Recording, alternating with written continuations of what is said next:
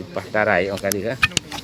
Sudarlun memperingati 1 Muharram Tahun Baru Islam 1443 Hijriah, Selasa 10 Agustus 2021, Tengku Ham Muhammad Ishak atau lebih dikenal Abun Cotaru bersama Bupati Biren, Muzakar Agani dan para pejabat lain melakukan peletakan batu pertama pembangunan musola di Komplek Pendopo Bupati Biren.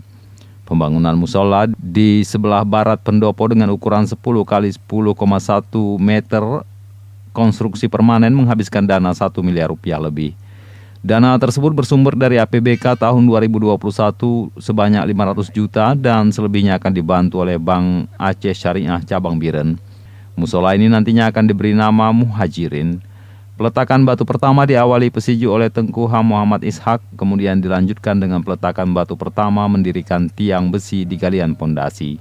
Selain Bupati Biren, Kepala Cabang Bank Aceh Syariah Cabang Biren Junaidi Ramli hadir dalam prosesi peletakan batu pertama.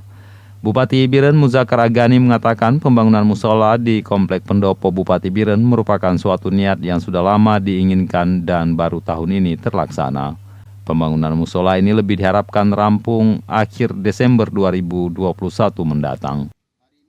Dari Biren Yusmandin Idris, Serambion TV. Ipahtarai orang